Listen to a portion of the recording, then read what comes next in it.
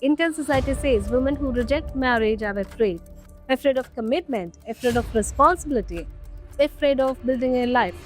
But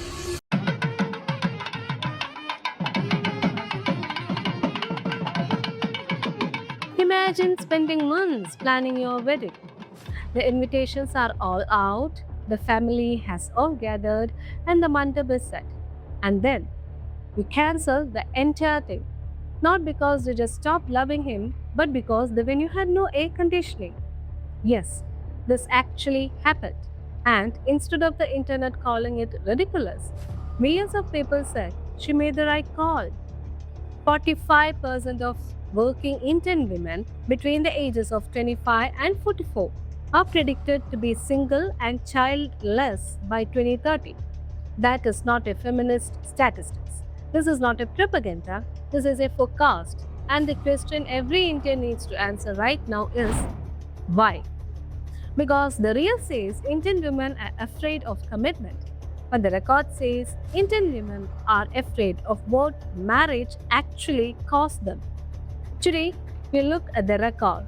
Here is what the real looks for like. For generations, marriage has been sold to Indian women as the ultimate destination, the biggest wedding, the new family, the social validation. From the moment a girl is born, the wedding playlist starts playing in the background of every single life decision she makes. Every single one of them. Her education for marriage, her career temporary until marriage, her dreams negotiable after marriage. Now here is the record. Between 1990 and today, the average age of marriage for Indian women has risen from 18 to 22. In urban India, it is crossing 26. And the number of women choosing not to marry at all is climbing every single year. Something is not adding up.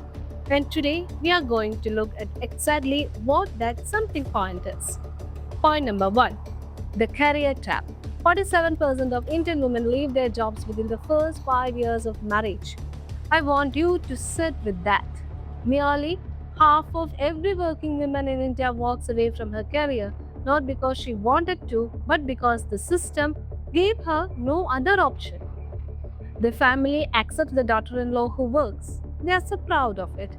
They tell the neighbors, but then reality kicks in.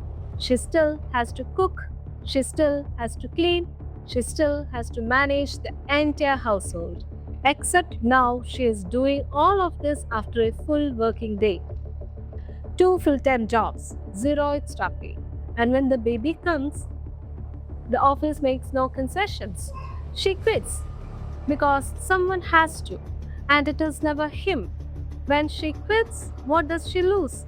Financial independence, career growth, her own identity outside of being someone's wife and someone's mother. 4 out of 10 young Indian women have looked at this equation and said, I would rather stay single than make that compromise. That is not fear, that is mathematics. Point number two, the mother effect. Here is a question I want every person watching this to answer honestly. What is your mother's favorite food? Most of you don't know because your mother never had a favorite food, maybe. She had your food, she had your father's food, she had your sister's food. But her own preference never made it to the table. Indian girls grow up watching this earlier. They watch their mothers wake up first and sleep last.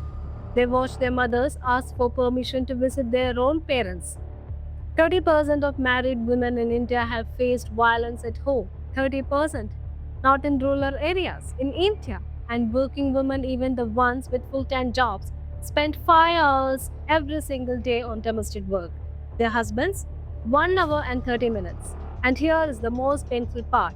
Those same mothers are the ones pushing their daughters to study harder, to earn more, to be independent, because they do not want their daughters to repeat their own life. The women most invested in breaking this cycle are the ones still living inside it. Point number three, the in law problem. A youth government survey from 2024, not from a decade ago, found that 52% of single Indian women do not want to marry into a joint family. That is more than half. And 30% of divorces in India cite interference from the husband's family as the primary reason. Here is what that interference looks like in real life. A woman enters a new home. She is expected to adapt. She is expected to find her place in a hierarchy that was built long before she arrived. The man visits his in laws and he is treated like a king. The woman moves into her husband's home and she is treated like an outsider or permanent probation. And when she goes to her husband and says, I need you to stand by me, there is what the data found. Here is the data found. 52% of the women said the in law problem was never actually about the in laws. It was about the husband's silence, his inaction, his choice to not choose. Point number 4, the emotional maturity gap. Science says men reach emotional maturity at the age of 43. Women reach it at 32.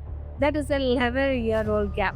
You are asking a woman who is emotionally ready, fully ready, to build a life with someone who is, by the data, still emotionally catching up.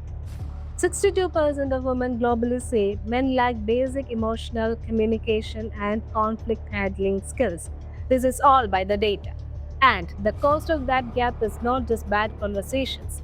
Studies show marriage benefits men far more than it benefits women. Men live longer after marriage. They report better health. Women report lower physical and mental well being. And here is the number that should make every single person stop. 70% of women suffering from depression between the ages of 20 and 45 are married, not single, married. The institution that was supposed to be her safety net is statistically the thing that making her sick. 67% of Indian men, IIPS 2022, still expect their wives to handle most of the household work even when both partners are working full-time. The expectations in 2025 are still parked in 1985. So let us call this what it is. Really, Indian society says women who reject marriage are afraid of commitment, afraid of responsibility, afraid of building a life. But in real, it says Indian women who reject marriage have done the math and found the answer to be deeply, structurally unfair. They are not confused, they are not broken, they are not anti-family. They have watched their mothers give everything. They have seen the career numbers. They have felt the emotional gap.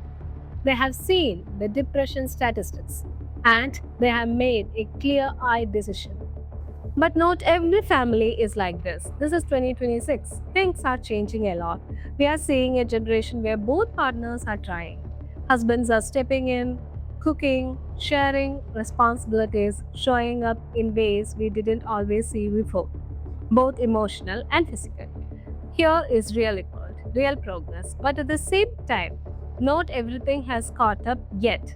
Because even today, many women are still doing the math and still seeing the same gaps. So, this is not about blaming anyone and everyone. And it's not about saying nothing has improved, it's about acknowledging both truths. Progress exists, but so do the problems too.